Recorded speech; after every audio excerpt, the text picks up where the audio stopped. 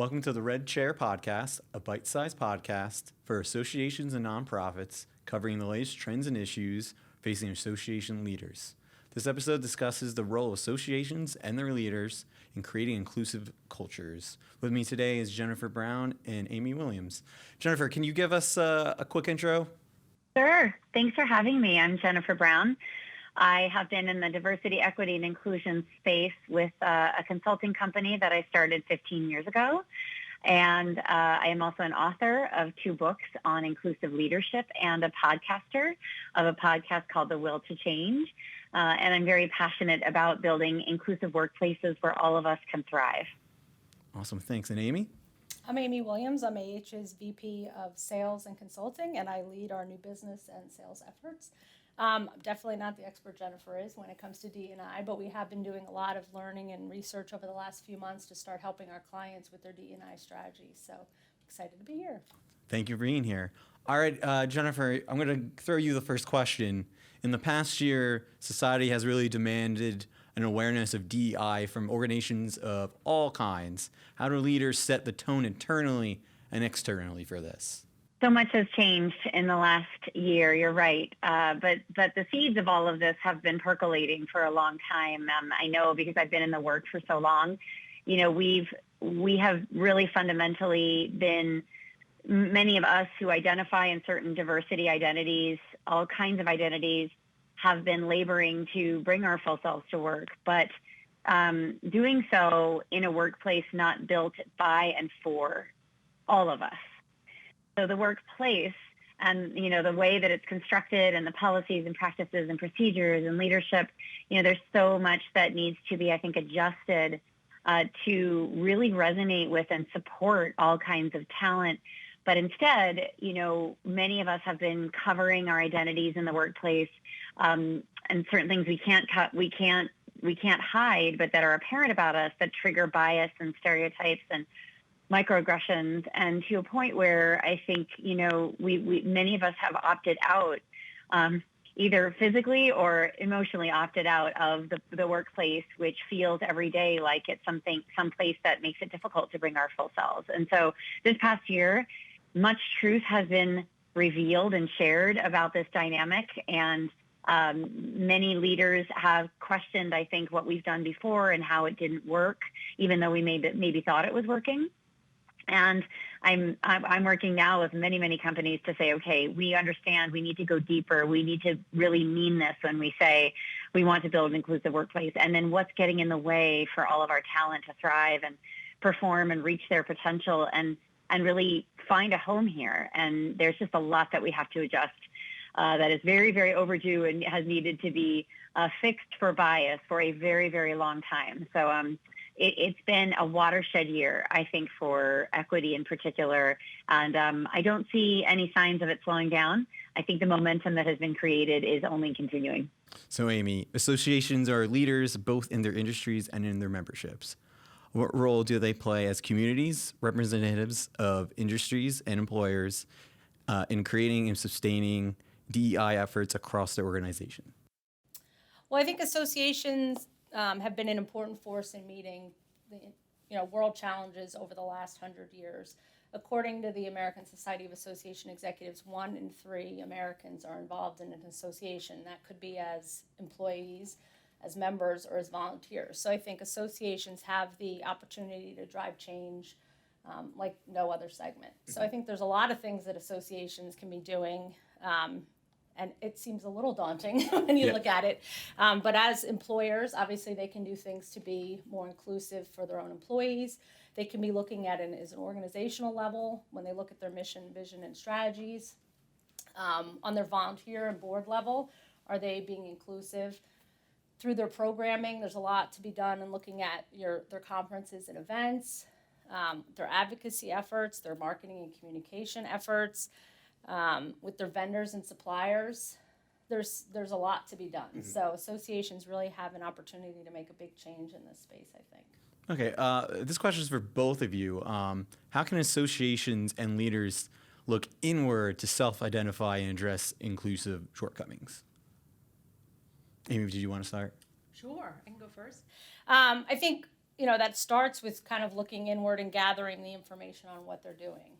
So gathering their metrics and information on their demographics, doing an assessment of what they're currently doing, and that could be helpful to have an outside consultant to help them do that, like looking at their marketing and communication efforts, all their programs and services, their volunteer engagement, seeing how diverse those things are.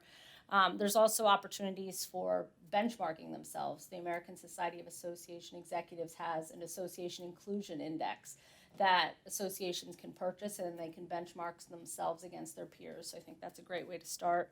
And then, once they've done all that, establishing some goals and KPIs. It's a big, thing to tackle. So starting with the biggest priorities first. I think setting those goals is an important step in the process that you're not going to be able to accomplish it all at once. So setting some realistic goals based on data. Jennifer, have you seen anything? That was a great answer. I agree with all of that. That was a perfect in alignment with how we approach supporting our clients as well.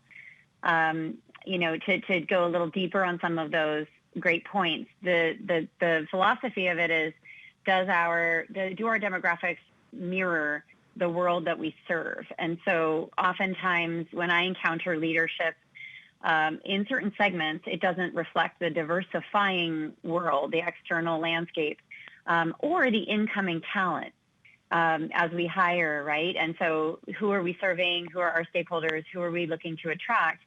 And that's changing so quickly. And most of the time I find that organizations are behind that, and that there is more of a homogeneity that then needs to be diversified in order to mirror that. Because the thinking goes that in order to build the best products, services to support communities, we need to look like those communities. And so that's something that a lot of businesses that I work with wrestle with, particularly given that most top leadership teams are white and male still dominated. And that certainly is not the direction that the demographics of our country are going in. Most customers are going in, and certainly our incoming talent on the emerging, in the younger generations is the most diverse in all ways, visible and invisible, coming into the workplace and expecting an experience where all of who they are is appreciated and seen and heard, and being met with a generation, I'm Gen X, being met with a generation that in all of our well-meaningness say, oh, I don't see color. We're colorblind here. I believe in equality.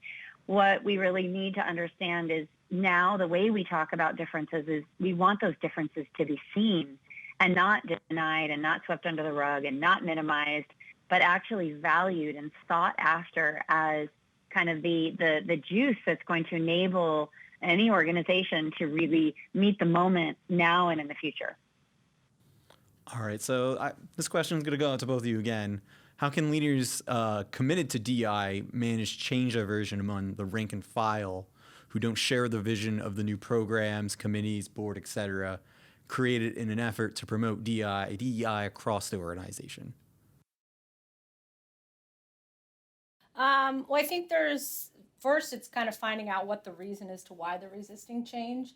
And this is not necessarily, just specific to DE&I efforts. I think it's any time an organization wants to make a change, you're going to have those people that are immediately on board with it and recognize the need for it. Others that'll quickly come on board when you kind of give them the data and the information. But then you have others that are resisting that change. And you really need to find out why. Is it that they're actually opposed to the change, or is it another reason? So it could be, that they're scared about the loss of control. They're not sure. They don't like surprises. They're worried about the perception of what that means for them as leaders in the past, that we're now saying, like, what you did was wrong. And there, I think it's important to kind of celebrate the things that they did do well, but recognize, that now we need to make some changes so that they still feel appreciated. They could be worried that it's more work, because this is not an easy undertaking to become a more inclusive organization. As I mentioned, there's so many aspects to it. And sometimes they may just be opposed to it. So then I think you need to just kind of speak, honestly and transparently. But if you have a clear mandate to the board to move forward, I think you still have to do that, even if you are going to have some people that are opposed to it. It could be, not easy, but it could be that you just kind of hear their concerns, respect their concerns, but ignore their concerns as you move forward. If they're on the board, or in a volunteer capacity, there's ways that, through your bylaw requirements or through term limits, you're able to kind of move them out of a role, and have people that are really supportive of the change. So I think it's important to understand where the hesitancy is coming from to help address it. Jennifer, did you have anything to add to that? Oh, again, I just +1 on all of that. You got to know what is the source of the resistance, what's the nature of it. I find it's different person to person. People are on this journey. They're at very different places in this journey. So, unfortunately, it's not the easiest answer in the world, but meeting people where they're at and then helping to support that with either data or a powerful story, or yes, like she just mentioned, that's a little of the carrot and the stick, right? If there's some natural attrition that needs to happen because, hey, the train is leaving the station and you're either on, this is where we're going because the world is going this way. It's not like, the one argument I think that doesn't work, sadly, very much across the board is the moral argument. I wish it did. I'm a member of the LGBTQ plus community. And when I sort of pour my heart out and say I was closeted for many years because of my fear of bringing my full self to work and the negative consequences of that, do I wish that stirred enough empathy in somebody to say, okay, now I get it. I want Jennifer to feel that she's not working double time to manage her own safety and identity and trying to be a great performer. That's not fair to her. But sometimes even a testimonial like that, that's heartfelt, that's very raw and vulnerable, somehow just isn't heard in a motivating way. So I always come to the table with a lot of tools in my tool bag, ready to sort of think about how do I get this person on board. I think at some point, though, organizationally, you do need to decide, like, what do you do then if somebody just refuses or they're just not able to get there and they're more of a fly in the ointment from a progress perspective. I think that can be very derailing. I also want to say that I find it very helpful to help go on a journey with people that think diversity has nothing to do with them. I think the way we've kind of taught about this and organized our work in the past has created a bit of an us and them, like diverse, not diverse paradigm, which is not true. We all have a diversity story. And so the diversity dimensions largely hidden often for people who might look, for example, white, they might look, for example, male. There's a lot of other socioeconomic, mental health, disabilities, educational background, experiences of like inclusion, exclusion, and yes, some experiences of privilege that certain parts of our identity have enabled. So I do think in our friends and our loved ones, just to kind of pick that, there's a lot of diversity dimensions going on. The thing to me is, hey, you're a part of this conversation. This is something that you've probably experienced or your loved ones experienced, and you know something about this. And we just haven't, I think, done a good job of talking about it in that way. And then I think also people get very scared because they feel so privileged that they have nothing to input. They have nothing to contribute. And I use myself as, I have marginalized identities and privileged identities. And so I use myself to say my privileged identities really activate me to be an ally. And those mean not just the color of my skin, perhaps, but it could be the rooms I have access to, the people that will listen to me, the school that I went to, my contact list or my network, things that I can do to activate my voice in solidarity with others. I can do that pretty easily. And I almost never find a leader that doesn't have some kind of privilege with a small p, which just means access, permission, safety, comfort. We all have access to that stuff.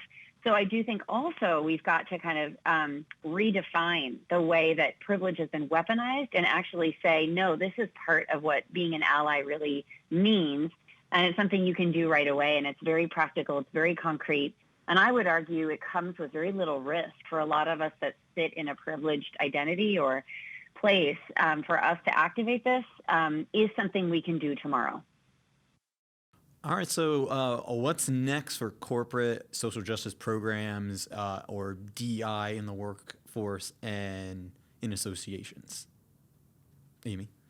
Can't we ever let Jennifer go first? Well, I think that, obviously 2020 was a real catalyst for change. Unfortunately, many associations had already been kind of starting down their DE&I journey. So there's a lot of resources that are available to associations out there. I mean, I think the first step, as mentioned before, is kind of working, if you haven't started yet, working on that data gathering to kind of see where you're at. And then looking for help.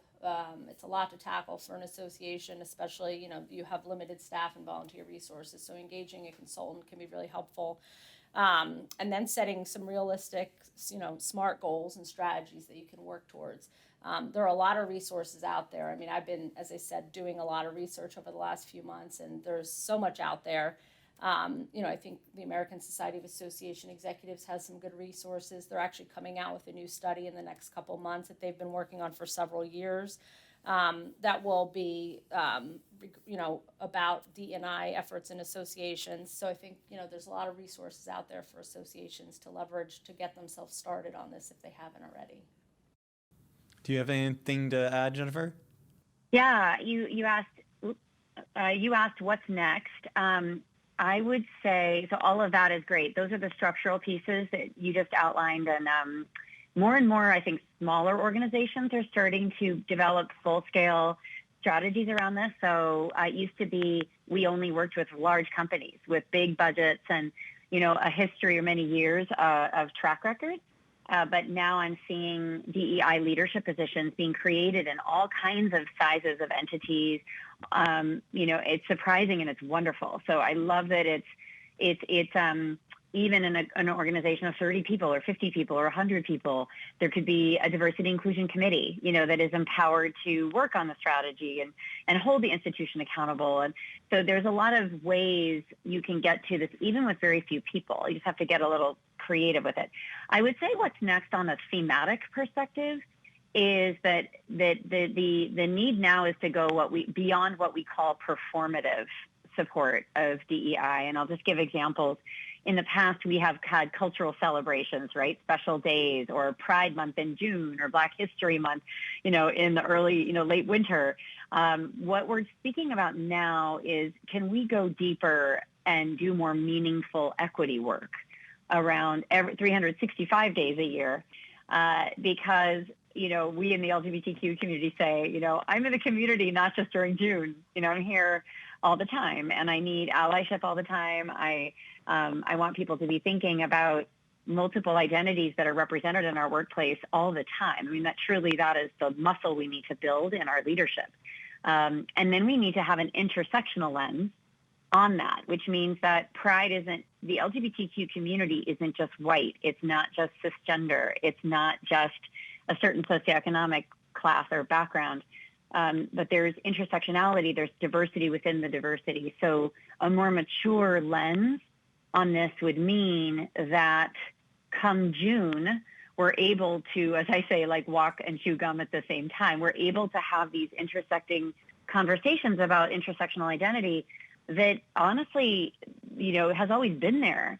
But unfortunately, when we sort of talk about identity, tri-identity, we assume that this group is a monolith. Because it's just made it easier to talk about a group of people. But there's so much diversity within the diversity that has not been paid attention to, and to our detriment. Because when we don't have an intersectional lens, the most privileged, I might say, amongst each diverse group benefits. And then everybody else is kind of left behind. And so now when we look at Pride Month, we say, who has been missing from the Pride table? So our Black and Brown sisters and brothers, our trans and gender non-binary colleagues and loved ones, we have to be very vigilant, I think, within our own communities of identity to say, what work do we need to do to be more equitable and make sure that representation is fuller and more complete, and that we are centering voices in each community that haven't been centered traditionally. So what that looks like is I may take myself out of an event. I might remove myself from a panel to say, no, we're missing these identities so that we can have a more fulsome conversation. That to me is is intersectionality and equity in practice. All right, Jennifer, Amy, thank you for talking to me. Thank you for listening to the Red Chair podcast. Head over to associationheadquarters.com so you don't miss any new episodes.